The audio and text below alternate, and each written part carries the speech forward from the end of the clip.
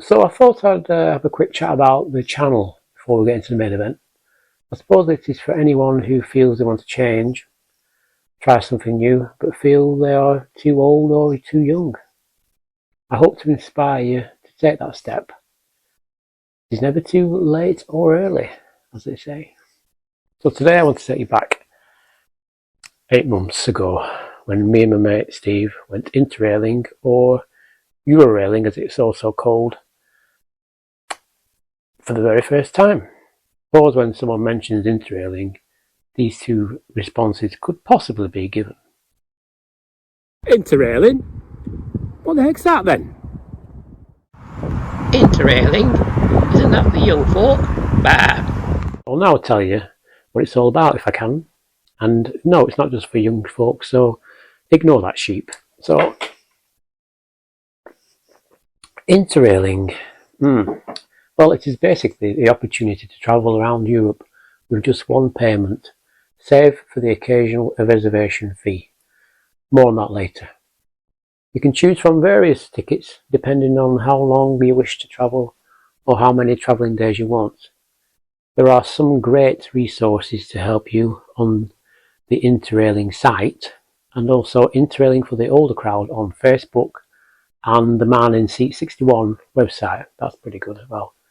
These were mine and Steve's great sources of information when we were planning our interrailing trip and trying to get our head around it.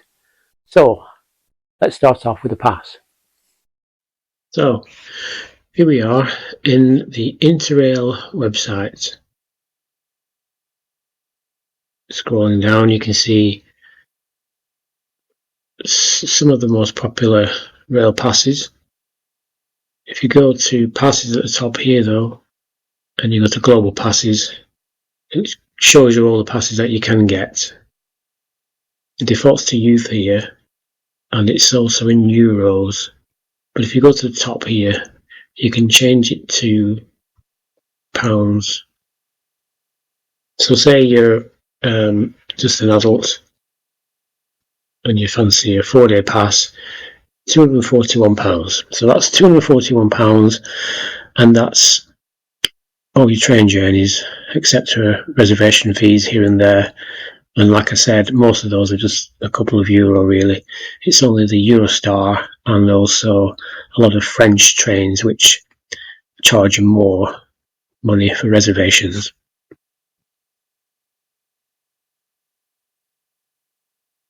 So basically just choose your pass, add to basket, buy it, and then you'll be told to download a route planner, which I'll show you now.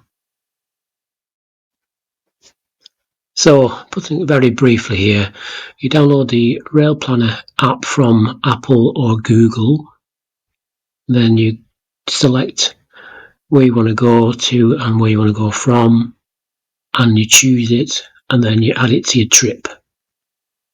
Like I said, this is very, very brief. Full, clear instructions are available on the Interrail website. I think the app and getting used to it is probably the most confusing part. But once you're ready, off you go. Many people plan rigorously their trips. Some make it up as they go along. Me and Steve definitely fell into the latter category. We just booked our Eurostar to Amsterdam and 2 nights hotel. That's all we did. After that, we just made up as we went along. I think I'll do a separate video of our trip. Initially though, I think it's good to know what to take. So, obviously you're travelling, carrying all your stuff with you at all times, so it's probably good to take a rucksack. I took a 45 litre rucksack, and this is basically it. So, like I said, I had a 45 litre rucksack, and here it is. This is my little baby. It actually served me really, really well while I was away. It fit nicely on my back, it was quite comfortable. I wanted to make sure it had lots of pockets, as this one does. Big main pocket here for my clothes, think I had another one here for things like books, and if I can get it open. Books, puzzle books, just to while away the time. Things like electronics, such as your chargers, etc. I had one like here for things like headache tablets, stuff like that. And I kept my passport in here while we were in the hotel or apartment or where we were. So, really recommend something like that for you. Or you can also take a very small pull-along suitcase. Other people do that, I know. Second thing I took was a cool man bag. This one ideal for when you're travelling on a train, or if you're out walking as well, because pickpockets, you've got to watch out for things like that, haven't you? And I'd keep my camera, my wallet, and my passport in here while I was on the train, because whilst you're on the train and they come along and check your ticket, sometimes they ask for a passport as well. So stick it over your head like that, and there you are, fashion guru. So on reflection, it's not just for young folk. A lot of old fogies like me and even older do it. And